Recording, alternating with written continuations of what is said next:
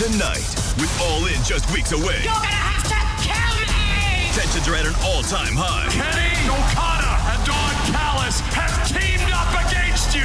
What lies ahead for Kazuchika Okada and the Don Callis family? Wait a second. Kota Ibushi! Now that Kenny Omega's closest friend returns. AEW Wednesday Night Dynamite, live tonight at 8 on TBS, and now streaming on Max. I am gonna run the Hangman out of this sport for good. Tonight, with All In just weeks away, You're gonna have to kill me! tensions are at an all-time high. Kenny, Okada, and Don Callis have teamed up against you! What lies ahead for Kazuchika Okada and the Don Callis family? Wait a second. Kota Ibushi! Now that Kenny Omega's closest friend returns. AEW Wednesday Night Dynamite, live tonight at 8 on TV.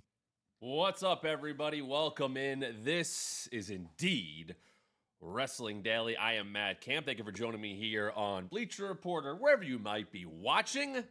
As always, I'm with you Monday through Friday, Monday through Thursday, from 3 to 3:30 Eastern. You could follow me at down below. Hit me up. What do you think of this show? What do you think of quite a time in pro wrestling, let's put it that way. I want to talk all about it, as always, here. And I know the last couple of days, especially yesterday, there are some uneasy feelings about what's going on this weekend. And as I have said, for those that I know that are part of that or going or whatever it might be, I hope everybody's good. You know, that's as far as I will go with that. I just hope everybody who is there, whether they are on the card or behind the scenes or working on the show, I hope everybody gets in there okay and out of there okay, because they're clearly going forward with this. And I will leave it at that because there's been enough drama about that, and I don't think you're coming here to talk about real world things. I don't, and I hope you're not, because who cares? Like, you're not coming here to talk about that. Yes, people care, but for professional wrestling, which I have always said, you know, if there's real things that happen within the story or the show or the performers, okay, address that, but. Man, if you could take a step away from the world and step into pro wrestling, whenever that might be, tonight for Dynamite perhaps, I don't think you, and this is me, this has always been me, whether I've been working in it, whether I've been watching it as a fan, whatever, covering it, I want to step into a world of pro wrestling that isn't so real, that allows me to immerse myself in the action, the characters, the promos, the crowd, all of that. Just drop me into that world. Drop me into a world that I am just focusing on wrestling, everything that comes with pro wrestling, stories and matches and characters and gear and all of that stuff. And then that's what I want to be immersed in. And hopefully you feel the same heading into tonight's Dynamite. Now, saw the preview there. Shout out to my crew for making that happen. But you saw the preview there for the show tonight. And let's get into this. And I'm going to give you a little background because I think it is very important to educate when you can. Educate when you can bring people up to speed. Not that everybody needs a 3-minute video package or anything, but it's good to know, hey, Kota Ibushi's coming back tonight. For some people, many AEW fans, who know Kota Ibushi, who've known his career prior to AEW, you know it just adds to a ridiculously talented roster. But if you don't know Kota Ibushi, if you watched Collision over the weekend and said, well, I don't know much about this guy. Why was he with Mark Briscoe? Oh, he's a tag partner of Kenny Omega. If you don't know that, First of all, that's okay. And I know there are those, gatekeeping people, although TK said we don't gatekeep at AEW. We welcome everybody, as we do. But sometimes people go, God, you don't know who Kota Ibushi is? Yes, it's okay if you don't know who somebody is. But if you want to know who they are and you want to be invested tonight, because as we will see, he will be in the ring tonight making his long-awaited AEW return. And if I am not mistaken, for the first time since, November of 2023, Kota Ibushi. And we will see him tonight in action against Trent Beretta of the Don Callis family, obviously with Rocky by his side. Now, Kota Ibushi is not at the peak of his career, but certainly not done, far from done. But he's been doing this for quite some time. Now, the last time you may have seen him as an AEW fan was in the street fight a couple of years ago. It was him, Paul White, Jericho, and Omega against Brian Cage, Takeshita, Kyle Fletcher, and Powerhouse Hobbs, the Don Callis family. And that's the last time Kota Ibushi wrestled in AEW. And as you can see, at the time was the Golden Lovers. That's Kenny Omega and Kota Ibushi. They were together at the time, and last, week, Saturday night on Collision, we saw Briscoe come out there and say Kota's back, and he gets in the ring and he takes out Okada. So what does that mean to the big picture? Why is Ibushi so important? Kenny Omega and Ibushi go back, my goodness, how far would they even go back in terms of facing each other? And there's not been a lot of Kenny Omega Ibushi matches. Let me make that abundantly clear. So as I look here, their first match, the first time they were ever in the ring together, it goes back to, I think, August of 2008. They faced each other. They were a tag team. This happened in DDT, which is a promotion in Japan. Not quite as big as New Japan or anything like that, but, a lot of people have come through DDT, whether it be Omega, whether it be Ibushi, whether it be Takeshita. There are others that have wrestled there. I believe Jericho wrestled there, I think, against Takeshita in the last couple of years. But these two typically were a tag team in DDT, in some other different promotions, but eventually they would, get some time in New Japan together, although not, a regular deal. And, these are two guys who tagged together going back to October of 2010 in New Japan and were the junior heavyweight tag team champions. In fact, they beat Ryusuke Taguchi and Prince Devitt, who many of you may know as Finn Balor. They were known as Apollo 55 at the time. But those two guys, yes, Ibushi and Kenny were there, and we know all about, I think a lot of people know about Kenny's run in New Japan and what that led him to AEW and everything that comes with that. But why did these two have this, tight relationship? And there is certainly this element of just being comfortable with each other, just being friends with each other. I mean, Omega going over to Canada now nearly 20 years ago, it ain't easy. And when you make that move or step away from, Canada, Winnipeg, it is daunting. Now, Kenny's obviously handled himself well, but there was a connection there with Kota Ibushi, and that continued on. Now, at some point in around 2014, Kenny and Ibushi started appearing in New Japan more regularly, but they didn't really tag and come back together in New Japan until 2018. And that is a time where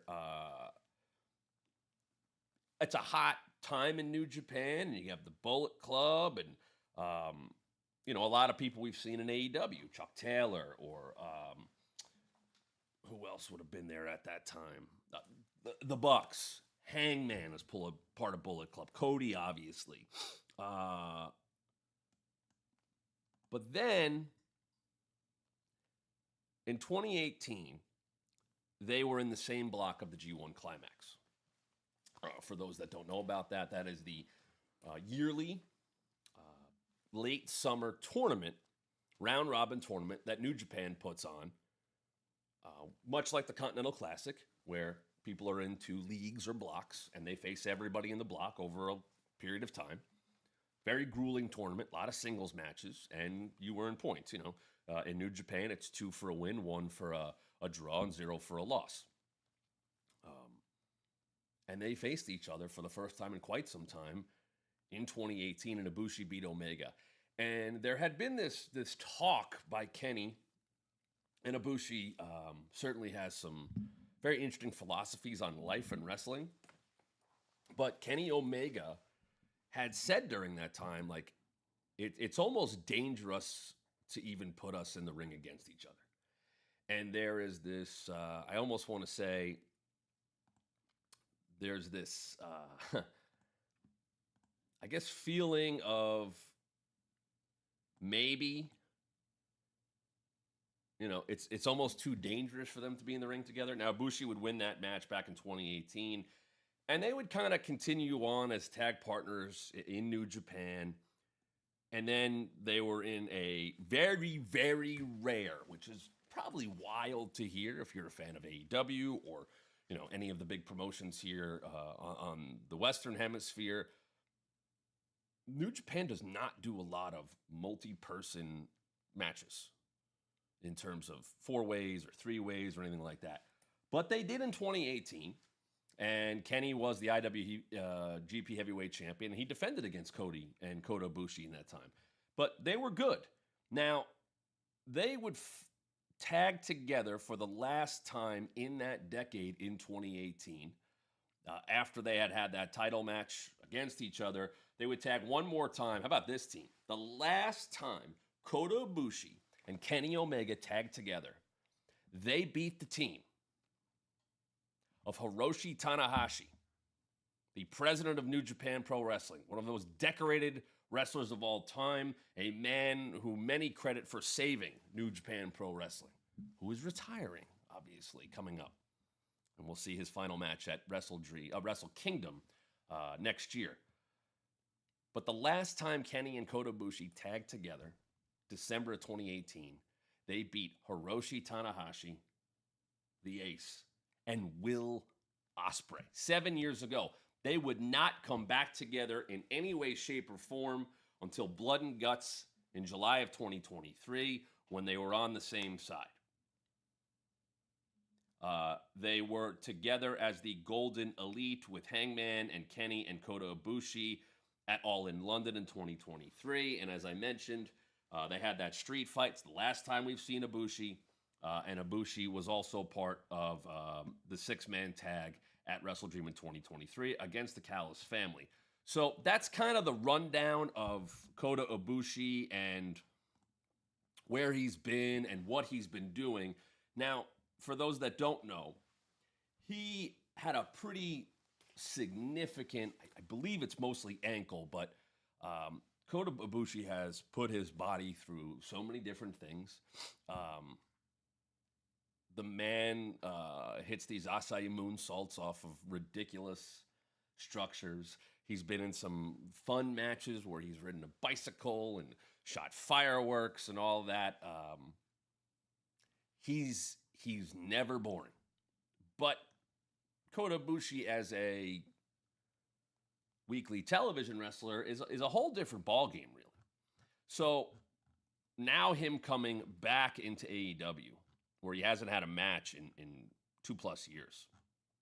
What is he going to bring to the table? Because the thing about what he did in AEW the last time, he's only had 4 matches. 4 matches. He was in Blood and Guts July of 2023. He was in a 6-man at All In London. He was in a 6-man at Wrestle Dream 2023, a couple months later. And then the street fight in November of 2023. That is Kota Ibushi's AEW career. Now, look, he's a member of the roster, but he was kind of banged up in 2024, and he wrestled Marufuji on the Noah New Year show to open the year. You could tell he wasn't completely back yet.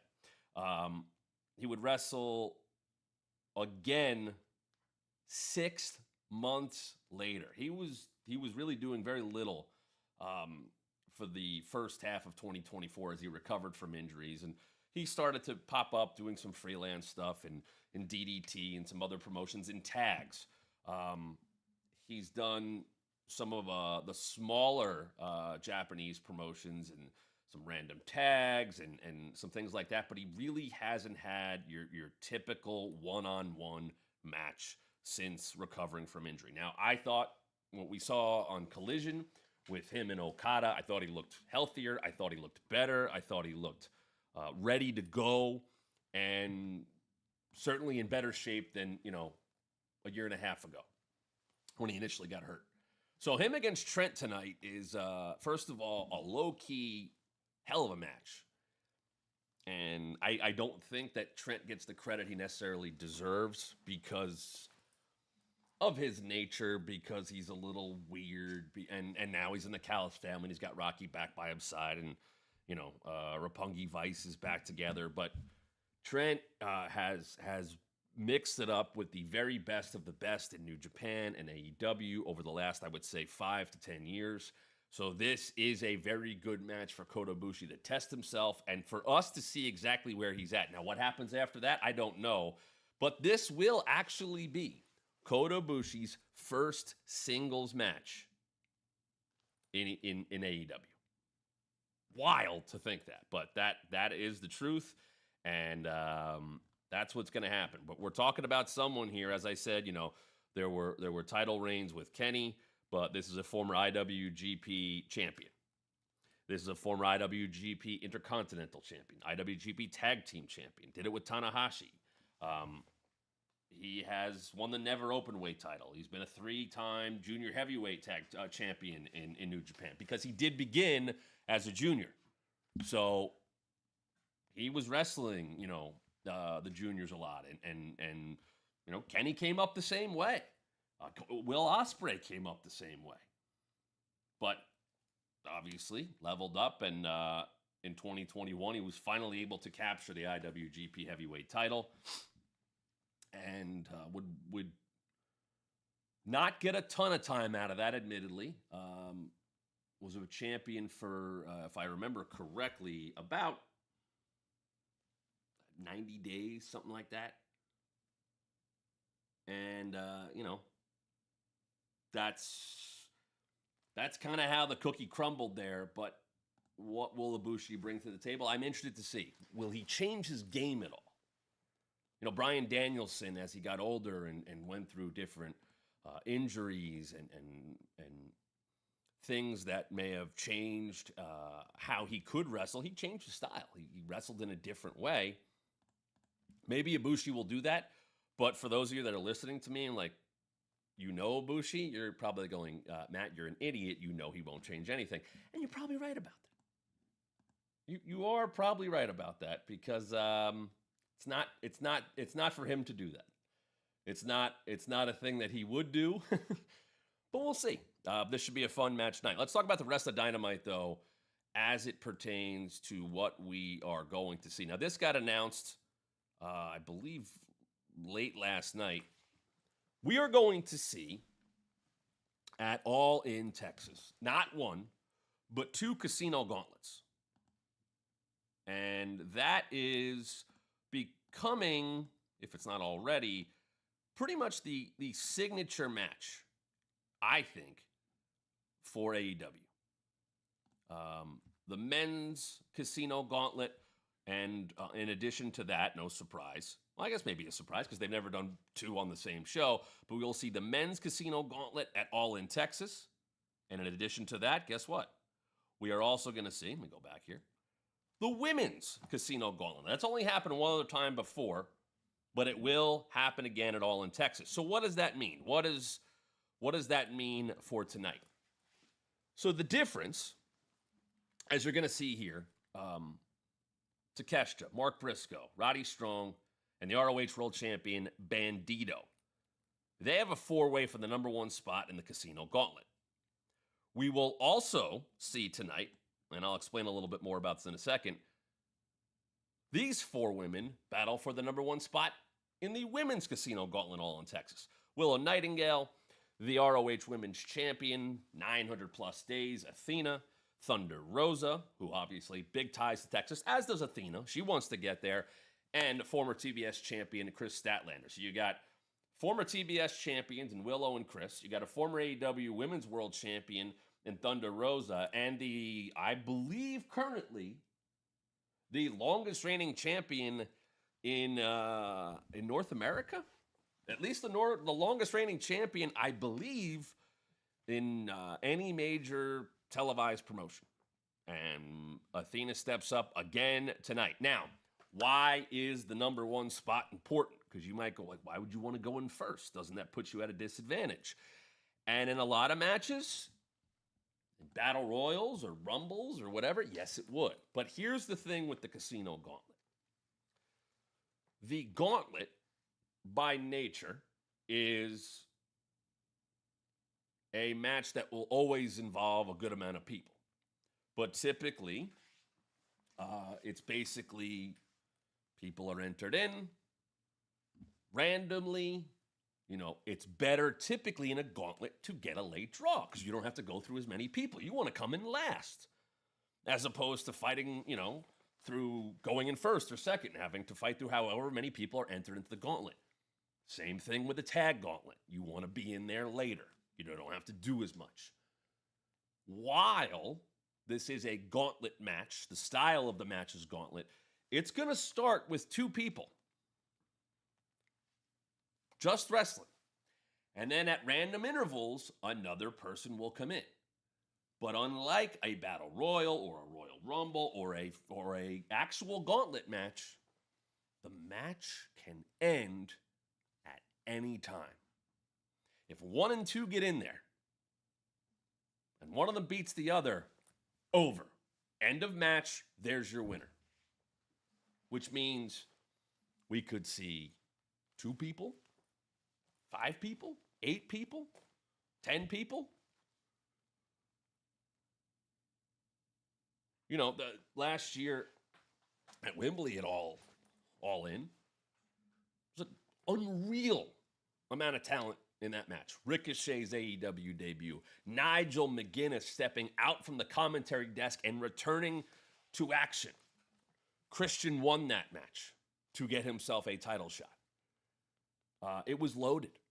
It was an absolutely loaded match. Just a few of the names there. And that's what can happen. But there was a men's gauntlet, I want to say about a year ago. And it was for the number one spot. Or, no, it was a gauntlet. I take that back. It was a gauntlet, men's gauntlet, for a shot at Swerve Strickland at Forbidden Door. Now, Will Ospreay would win that match. However, Roderick Strong was supposed to be part of that match. But the fall happened before he could enter. So the 4 competitors we'll see in each of these matches tonight, here with Willow, Athena, Thunder, and Chris. Whoever wins, we know they're in. But the other 3 have absolutely no guarantee to even enter the match at All in Texas, depending on where their draw is. And the same thing for the men. We don't know who's in the match. We won't know who's in the match, technically, other than the winners of the 2 matches tonight. Theoretically, the other ones are in, but we don't know much more. And that can lead to fun surprises. That can lead to returns. That can lead to, like we saw last year, Ricochet's debut. Nigel coming back. Zack Sabre Jr. making an appearance. The fun of this match is it's very unpredictable, but you also get such a ridiculous array of talent, as you will now from both divisions at All in Texas, that, and by the way, the entrances happen much like, there's a countdown and the buzzer hits and their music hits. So you get that fun of who's coming out next. And, I didn't expect them to be here. And you're going to do so, at a stadium that's going to have 20,000 plus people in it. So there is that fun aspect to it, much like it was at All in Wembley. But the key here is why this match is so different and unique is because it can end at any time. It can end quickly. And you never know how many people will actually enter the match. And it's pretty much there's no DQ or anything like that. So you'll have people, you could have 7, 8, 9 people all out there at once. They're fighting in the ring, out of the ring. People are tagging up, they're fine. But one decision ends the match. So think about that. If you see a 4-way like tonight, or scramble matches, or 5-ways, or 3-way, yeah, you're thinking about who's going to be in the match, and I got to take this person out so I can throw them out of the ring so I can get the pin here. Tonight will be that way, I'm sure, with the 4-way of people trying to throw people out of the ring so they get the decision. But in a gauntlet, we could have 6, 7, 8, 9 people out in the match at the same time. You got to find a way to get that decision without them getting involved to break up the pin. It's very unique. It's a lot of fun. It combines a lot of the fan-friendly aspects of professional wrestling. But unlike, a battle royal or a typical gauntlet where you want to come in late, being in early matters more. Obviously, you'll be a bit more worn down as more people come in, but you will have technically the best chance of winning because you'll be in there from the jump. So, back to tonight. Willow, Athena, Thunder, and Chris Statlander. Now, the women's Casino Gauntlet has only happened once, and Toni Storm won that, which got her a rematch for the AEW Women's World Championship in Australia, which she won. The participants, though, we have seen Willow and Chris, and it's been a match that the best of the best in AEW have wrestled in. So there is precedent, and the fact that this match is only I would say even been attempted in AEW, but there have been more of the men matches, and I would say go check these out because it's got a fun history. And the good part about it is you're always going to see a lot of great wrestlers. And that, to me, is the fun part. Especially on a show like All in Texas, where a lot of people are then going to get to be on the show. So the Casino Gauntlet match here, I think the cap is 21, technically. But we have seen 6 of these matches. We have seen 4 men's, 1 women's, and 1 tag. Will Ospreay has won this match 3 different times. He won the first 2 last year, April, entering number 5. So he was in early there. He won that one. He would then,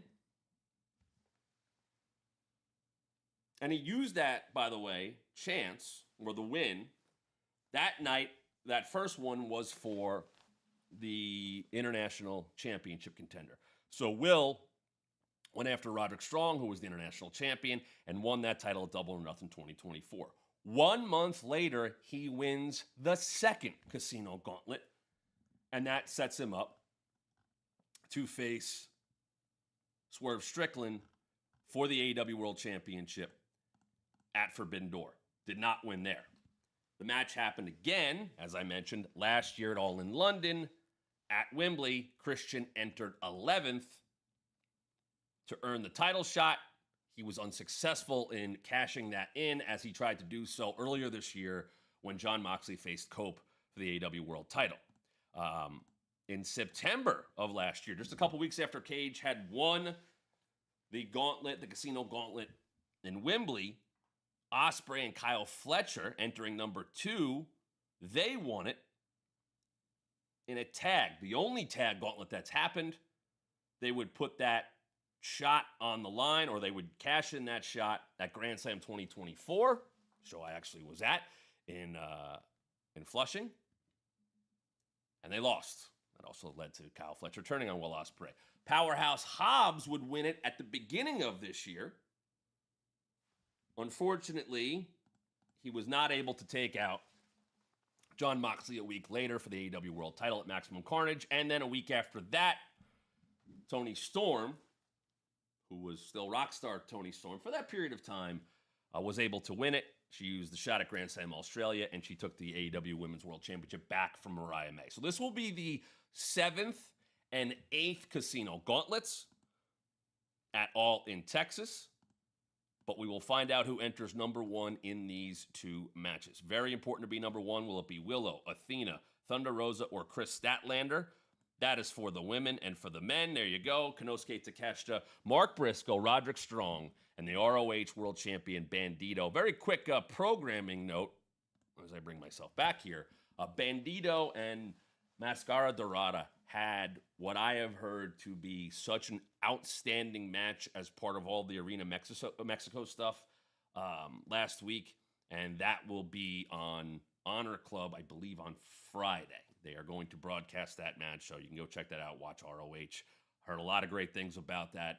I think seeing Dorada over the last week, or if you've seen him before, and obviously, you know, Bandito, a 2-time ROH World Champion, took that title from Chris Jericho earlier this year.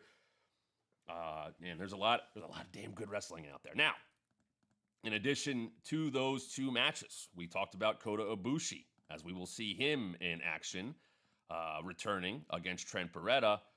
But in what's become,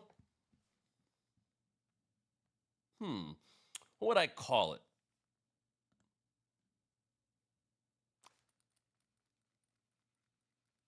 When we see the Hurt Syndicate, when they are announced as appearing live, a bunch of stuff usually goes down. MJF, and, you know, they're dealing with jet speeds. We'll see if Speedball and Kevin Knight get involved. MJF beating Mystico last week. Once again, Grand Slam Mexico was so special, but the entrance of Mystico in Arena Mexico, just go back and watch it. Go stream that on Max. Even if you don't have a clue of who he is, you didn't know about Arena Mexico, I don't even want to talk about it in words, because it's one of those things that if you are a wrestling fan, whether you know about him or Arena Mexico or not, it is an entrance that will make you feel. It's an entrance that I know people have been talking about. I watched it a million times. I know, you know, the AEW crew that was there. They've all been singing that song a bunch. And there was just this special feeling. Great video package, by the way, put together. If you have not seen it, if we had more time, I'd play it here. That was on Collision over the weekend and on AEW's different channels, of just kind of a recap of Arena Mexico and how special it was. But last week, MJF stepped into that place, absolutely hated as he likes to be, and lost by DQ, but took the mask of Mystico. So you got to wonder if there's more to come there.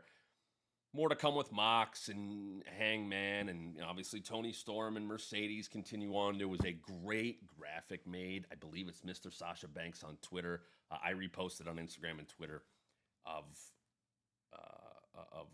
Mercedes and Toni Storm playing chess against one another. Great fan-made. Man, fan art's the best.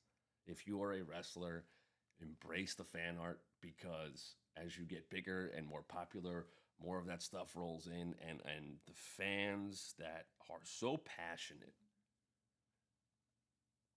make some amazing stuff that really jumps out. And believe me, that has led to a lot of those people, designing shirts for wrestlers and stuff like that. Shout out to Mel Colma. What up?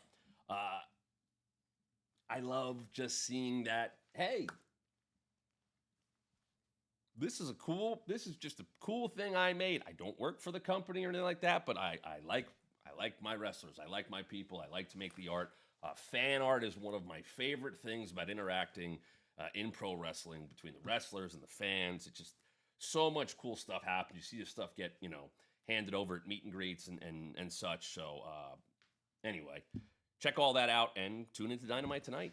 Dynamite is going to be a fun one, 8/7 Central. You can watch it, of course, on Max or TBS, AEWTix.com to be in the building. A lot coming up here, of course, in the coming weeks. Got Dynamite 300 coming up next week, along with Collision, all in Texas, as we know. We're going to be in Chicago for the residency in July.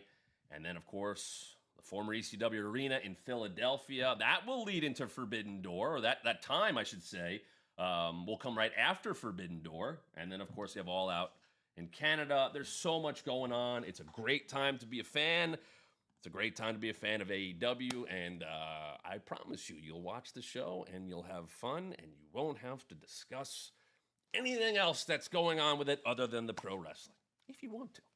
I am here with you Monday through Thursday, 3 to 3:30 Eastern. You can, of course, catch me here on YouTube. You can see me on Busted Open or AEW or right here, Monday through Thursday, 3 to 3:30 Eastern. I am Matt Camp. Follow me down there, and make sure you're with me tomorrow when I'll be back to talk about wrestling even more, and also special programming. Collision, usually airing on Saturday, will air on Thursday. So you get Dynamite tonight, Collision tomorrow. We'll be back to talk about Dynamite. We'll be back to talk about Collision and All In and anything else big in pro wrestling when I return tomorrow to talk about the wonderful world of professional wrestling even more right here on Wrestling Daily. See you then.